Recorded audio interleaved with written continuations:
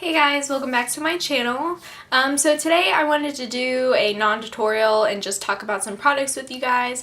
So today I wanted to do a products I regret buying video. Over the past couple years, as I've been really venturing out and trying new brands, I've come across some items that I really love, which you guys have probably seen from my tutorials, and also some products that I just don't really like and didn't work out for me. And some of them aren't like bad products, they're just products that I regret buying. So yeah, I think that's all I have to say, so let's go ahead and get started.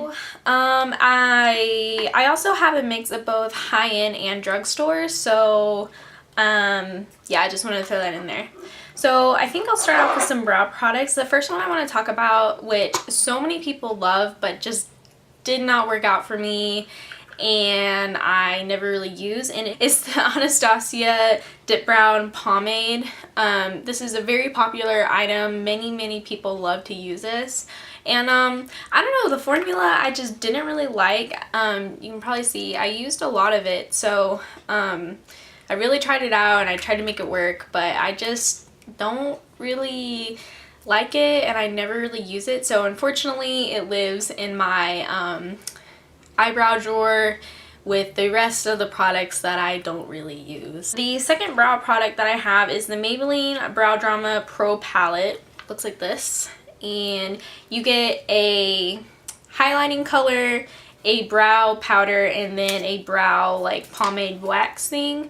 And this is a really great idea. It's, I would say, good for someone who is wanting to start doing their brows and just wants to get like a one and done product versus buying like, you know, a pencil or a pomade and then a powder and then maybe a highlight. But this, I don't know why I got it, honestly. Like, I don't really like it, and a lot of it's the color, but yeah, I just don't really like it and I never use it, and it unfortunately lives with the Dipbrow pomade from Anastasia in Eyebrow Graveyard. Okay, so I have two concealers I want to share with you all, and the first one, this is actually a somewhat newer product, and it is the Milani Retouch and Erase Light Lifting Concealer, and it looks like this. It kind of has the same similar idea as the Maybelline Ivory Wine Concealer, where it comes with like this little sponge tip, and I just didn't like the concealer at all. So, and again, this is a fairly new product that has launched from Milani. I've seen a couple people try it, like I know Tarte has tried it, and it's just like, I don't know, it's not a very good concealer and I do regret buying it, so it lives in Concealer Graveyard. And the last concealer I want to share with you all is the LA Girl Pro Conceal, which this is again one of those products that so many people love, and it's been around for a really long time, and part of the reason why so many people love it is that it's a very affordable concealer. I want to say it's about $5, and I picked these. I have two shades. I picked both of them up at Ulta, and I don't think Ulta has the entire range of concealers, but they do probably have about like 16 shades in store, maybe not that many. So they do have quite a bit in store, and I know online on the LA Girl website they have more, but I wasn't a fan of the colors that they had there. Like they had this one is the lightest shade, and then this one was the second lightest shade, and I have to mix the two to get like my ideal color, and then I just didn't like the concealer.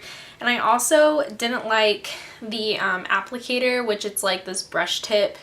So yeah, it's just, and again, I know so many people love this concealer, but it just didn't work out for me, and so I do regret buying these. So now I want to move on to two liquid lipsticks that I have. They're both from the same brand, and they are the Anastasia liquid lipsticks. And the only problem I have with these on why I regret buying them is just the colors. So this first shade is called Pure Hollywood, which is a very popular shade. It's one of the first ones that Anastasia launched back when they came out about 2 years ago-ish. And then I also have this shade called Heathers, which is like a very deep red. of these two, I like this one better just because it's like a pinky nude. And I don't ever wear this by itself. I always mix it with something. Like for my senior photos, I mixed this and then a Maybelline lipstick, and I got like a really pretty like soft pinky nude color. So I do like this one just because I can mix it with it. But this one in the shade Heathers, I just don't ever wear. I never really wear red, like very red colored lipsticks. And then this one is just way too dark for me. So, and unfortunately lives in lipstick graveyard. And so I guess actually of the two, I only regret buying this one. And it's just because of the color. Because I have another ABH liquid lipstick in the shade Catherine, and I do really love that color. So yeah, it's just the color thing that I regret buying. Okay, so the next product I want to share with you, it is a contouring shade, and it is the Sephora, it just says Sephora Colorful, but it's a contouring shade. These came out about a year ago, year and a half ago, and they are just these single pan colors, and they have like a whole line of blushes, and then they have these contour shades. And part of the idea with them is that you could either buy one, or it has like a little dent in it that you could depot this easily and put it into like a magnetic palette. And I just got this shade because I saw on Instagram like people swatching them, and I thought it would be a really great color to contour with. But I find that I just don't ever contour. Like, I always just bronze and kind of contour, but I don't ever just like contour unless I'm like going to an event or something. And the formula of this isn't bad or anything. It is a really nice shade to contour with. I just never use it, which is why I regret buying it. Alright, so I have these two setting powders for under the eyes, both by the same brand. And I have the first one, the Laura Mercier Secret Brightening Powder, and then I have the Laura Mercier Translucent Powder. And I know so many people love these, especially the translucent powder. I know, like, it is a lot of people's holy grail under eye setting powder, but I just don't like it. I don't think there's anything special about it, which is why I regret buying it. It's just like, I would say this is honestly pretty comparable to my Coty Airspun powder, which many of you guys know. I use that in every single tutorial. And this is just, I don't see anything special about this. So that's why it's just a product that I regret buying. And then the Secret Brightening Powder, I used this like for a long time just because I wanted to like it. I wanted to use it all. And I just don't like it. Like, it's just a stark white powder, and I found that it just really washed me out whenever I used it, just because I am so fair. So, I don't know, like Nicole Guerrero, this is like her holy grail under eye setting powder, but I just regret buying it because, I don't know, I wanted it to work, but I just didn't, and so, yeah. Okay, so I have two more items to share with you all, and they are both eyeshadows. The first one are the Morphe Single Eyeshadows. These are 9 of their single eyeshadows that I bought about 2 years ago, and the reason why I regret buying these is that these are very hit and miss. So, like, I find that this shade here, I think, yeah, this shade here,